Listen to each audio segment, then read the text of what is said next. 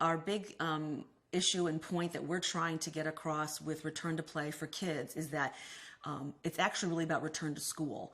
I think that the return to play model really came from the fact that concussion awareness really started at the level of professional athletes who did this for a living, and return to play was essentially their work.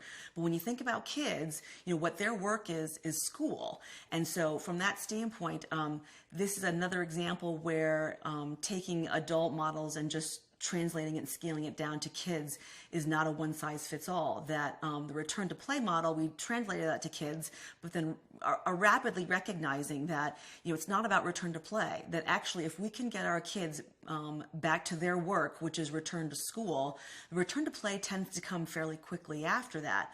That we need to recognize that if we can manage them appropriately, acutely, early on, get them back to their cognitive work, which is school, and tolerating that, then having them return to play and tolerating cardiac exertion and contact cardiac exertion usually follows fairly quickly thereafter, meaning that their brain has recovered enough that they can do the work that they're supposed to do, which is cognitive work, and handle a full day of school, which is really a lot of work for the brain, more work than you and I generally do these days. And so I think from that standpoint, if they can do that, then we can progress them through a return to play protocol, and it goes fairly smoothly. So I think that that's where our emphasis really is right now in terms of trying to get that message out to both families, athletic trainers, coaches, schools, teachers, that the real big hurdle for kids is getting back to school.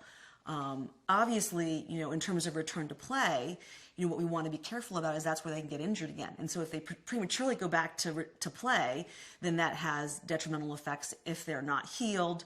They can either worsen their injury, prolong their recovery, prolong the rehab, and so on. So I think from that standpoint, if kids return to school and they do well with that, we can get them on the return to play protocol and march them through that, I think, fairly smoothly. But if we ignore that return to school aspect and really just focus on the return to play, we forget that there's a whole aspect of a student athlete's life that is being essentially ignored.